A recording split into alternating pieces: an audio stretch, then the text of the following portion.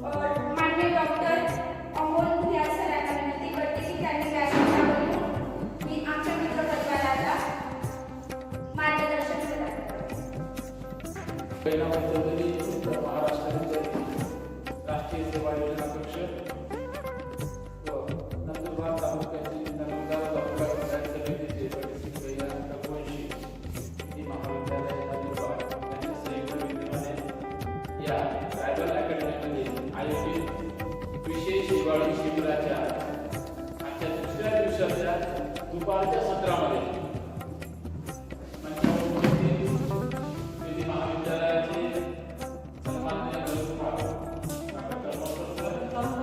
या युनिटचे सन्माननीय कार्यक्रम अधिकारी डॉक्टर किरण मराठे सर या ठिकाणी उपस्थित देशाला भविष्यात कायद्याची साखळ घालून समाजाची घडी सुधारणारे भावी सर्व कायद्यात वावरणारे नंतर वकील मंडळी तसेच राष्ट्रीय सेवा योजनेचे सध्याच्या परिस्थितीत असलेले स्वयंसेवक या सर्वांचं कवयित्री बहिणाबाई चौधरी उत्तर महाराष्ट्र विद्यापीठ राष्ट्रीय सेवा योजनेच्या वतीने या ठिकाणी मी स्वागत करतो. मी जरी आज तुमच्या समोर बोलायसाठी जरी असतो तरी मी विद्यापीठाचा प्रतिनिधी म्हणून तुमच्या समोर आले. काल जरी आलेलं नसतं कारण की आज मला पुन्हा यायचं होतं म्हणून मी काल तुमच्यापर्यंत आलेलो नाही. असो मला दिलेला विषय जो होता तो पर्यावरण व्यवस्थापन माहिती असताना आवाज असं वाटते की माझी शरीर जाऊन एक आवाज करतो बसतो ना.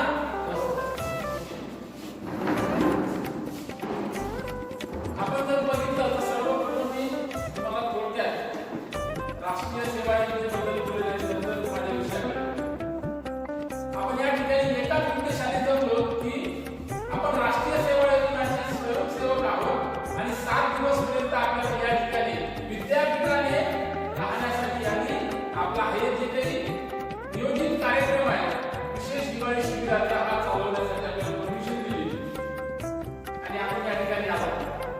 आपल्या विशेष हिवाळी शिबिराचा विशेष हेतू जो आहे या ठिकाणी दिलेला आहे युथ फॉर माय भारत आणि youth for digital literacy. Okay, त्याचा पहिलाच पार्ट आहे युथ फॉर माय भारत. आपण सर्व तरुण आहोत आणि तरुणाची संकल्पना आपण राहिली असेल जो आहे त्या परिस्थितीत तरुण जातो त्याला आपण सर्वसाधारणपणे तरुण असतो. नाहीतर मग आपण बघतो की या प्रवासाने सुद्धा मात्र सापडतात आणि 80-85 वर्षांची सुद्धा तरुण असतो. त्यापैकी आपण या संकल्पनेत आहोत ते तुम्ही स्वतः करू शकता. आणि त्यासोबत आपल्याला एक काम करायचं आहे ते म्हणजे काय तर माय भारत पोर्टलवर सर्वांना आपल्याला बरोबर आहे ना. यापेक्षा तर तुम्ही जवळपास सगळ्यांनी नोंदणी करून घेतली.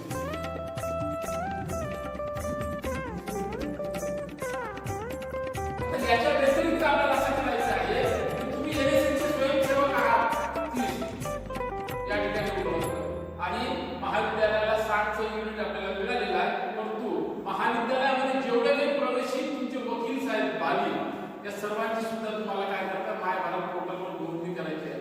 कारण की या माय भारत पोर्टलचा फायदा तुम्हाला आहे.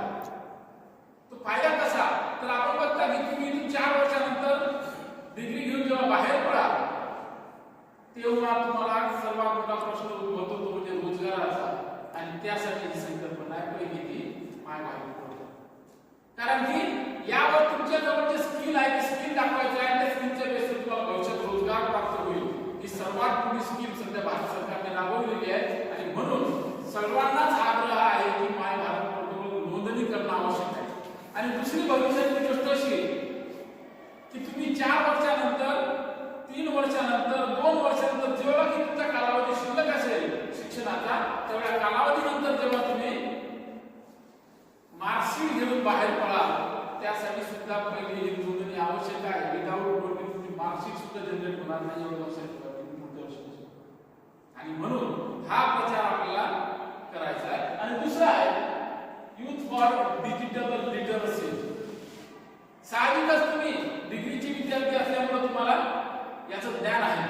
परंतु आपण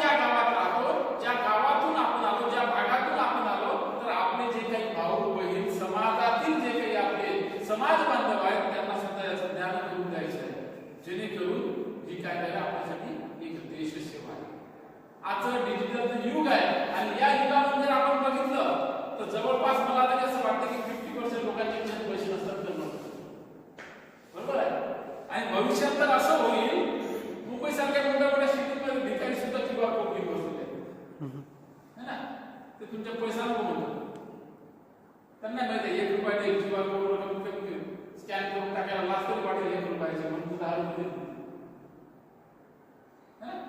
आणि म्हणून भविष्यात का होईना गव्हर्नमेंटचे जे काही टार्गेट आहे आपलं त्यासाठी सुद्धा आपल्याला डिजिटल लिटरसी समाजापर्यंत पोहोचणं गरजेचं आहे. कारण की आपण ज्या भागात राहतो त्या भागाची परिस्थिती जर बघितली त्या भागातील लोकांचं जीवन जर बघितलं समाज जीवन बघितलं लोक जीवन जर बघितलं आणि त्यांची शिक्षणाची परिस्थिती जर बघितली तर मला असं वाटतं की महाराष्ट्रामध्ये जे काही सर्वात शिक्षणाच्या बाबतीत 4 जिल्हे 5 जिल्हे मागे आहेत त्यांना आपला एकदम सर्वच काही नंदुरबार शहरात राहणारे नसतील ग्रामीण भागातून पण आलेले आहेत आणि ग्रामीण भागात शिक्षणाची परिस्थिती बघितली तर मला असं वाटतं की नंदुरबार जिल्ह्याची शिक्षणाची परिस्थिती 50% आहे 50 जेमतेम बदलत आहे आणि महिलांची तर त्याविषयी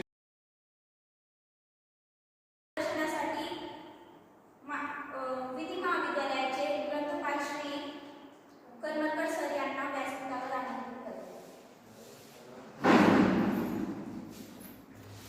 शरीरयष्टीकडे जाऊ नका आवाजात बोल आपल्याकडे दोन्ही पण त्याच्यामुळे प्रश्नच नाही माहीत नसलं तरी चालेल. ठीक आहे.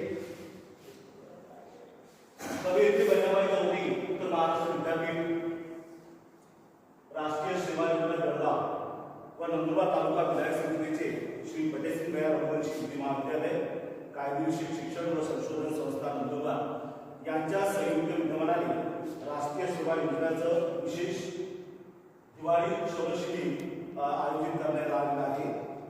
या कार्यक्रमाकरता या व्यासपीठावर उपस्थित गतुपाटी महाविद्यालयाचे विभागाचे डॉक्टर विराज सर, या कार्यक्रमाचे कार्यक्रम अधिकारी डॉक्टर किरण मराठे सर आणि उपस्थित सगळे वाचक मित्र आणि मैत्रिणी. मी वाचक मित्र आणि मैत्रिणी याकरता तुम्हाला असं म्हटलं कारण मला जो विषय मिळाला आहे ते वाचन कौशल्य. वाचन अभिरुची कौशल्य आणि व्यक्तिमत्व विकास या विषयावरती मला इथे तुमच्याशी संवाद साधायचा. संवाद म्हणतो वाद नाही, आपल्याला संवाद साधायचा आणि या संवादाच्या माध्यमातून वाचनाचे महत्व काय, वाचनात व्यक्तिमत्व आणि वाचन अभिरुची हे तीनही शब्द एकमेकाशी कसे पूरक आहेत आणि आजची तरुण पिढी ही वाचनापासून कशी दूर गेलेली आहे या विषयीचं आपल्याला इथं मार्गदर्शन करायचं आहे. मी तर म्हणेन की मार्गदर्शन ते तर एकमेकांना आपल्याला जाणून घ्यायचे की आपण यापासून का दूर गेलो आणि कशामुळे दूर गेलो. त्याआधी एक चांगला संकल्प आता सध्या महाराष्ट्रामध्ये सुरू आहे तो म्हणजे वाचन संकल्प महाराष्ट्रात. म्हणजे शासनाला सुद्धा कुठेतरी वाटलं की आजची तरुण पिढी किंवा आजचा हा समाज आहे हा वाचनापासून दूर चालला आहे. त्यांच्या पण असं लक्षात आलं, त्याच्यामुळे त्यांनी पण एक संकल्प घ्यायचा विचार केला आणि तो संकल्प आपल्याला घ्यायचा आहे आणि त्याच्याकरता वाचन संकल्प महाराष्ट्राचा हा कार्यक्रम आपण 1 जानेवारी 2025 ते 15 जानेवारी 2025 या 15 वाड्यामध्ये संपूर्ण महाराष्ट्रामध्ये हा संकल्प आपण साजरा करतो. आपण आपल्या महाविद्यालयामध्ये सुद्धा राज्यामध्ये सुद्धा हा थोड्याशा प्रमाणामध्ये होईल, जसं होईल त्या पद्धतीने होईल. आपण त्या पद्धतीने तो प्रोग्राम घेण्याचा प्रयत्न केला.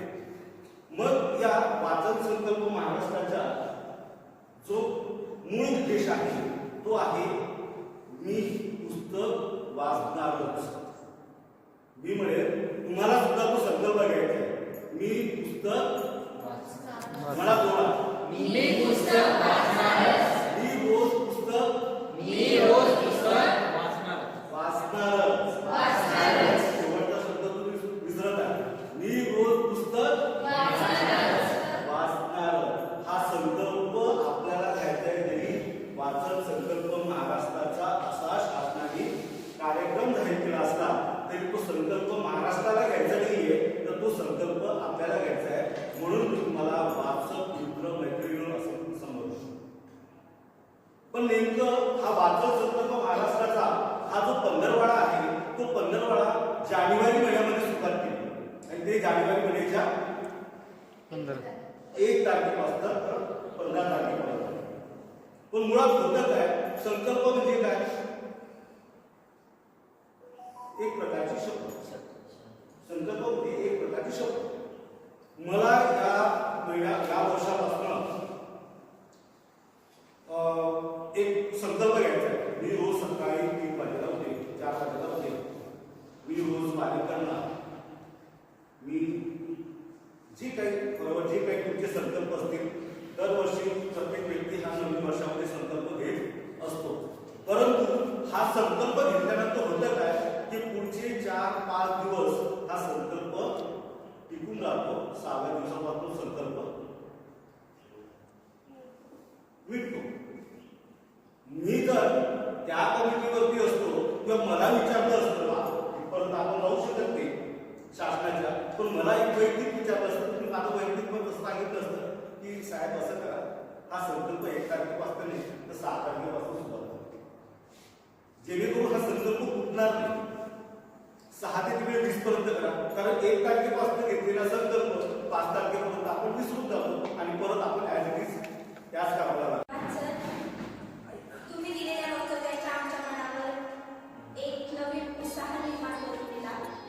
तसेच मनुष्याच्या जीवनामध्ये पुस्तक आणि वाचन किती महत्त्वाचं आहे हे तुम्ही आम्हाला थोडक्यात पटवून दिले, त्याबद्दल खूप खूप धन्यवाद. मान्यवरांचे आभार व्यक्त करण्यासाठी मी दीपक पडवी यांना व्यासपीठावरती आमंत्रित करते आणि माझे सूत्र संपवते. धन्यवाद. सर्वप्रथम तर माझ्याकडे प्रदर्शनाचं सूत्र दिल्याबद्दल आभार मानतो. जे डी पाटील महाविद्यालयाचे प्राध्यापक आदरणीय भुयार सर यांनी आपल्या पर्यावरणाविषयी अतिशय अमूल्य असं मार्गदर्शन केले, त्याबद्दल मी त्यांचे मनापासून आभार मानतो.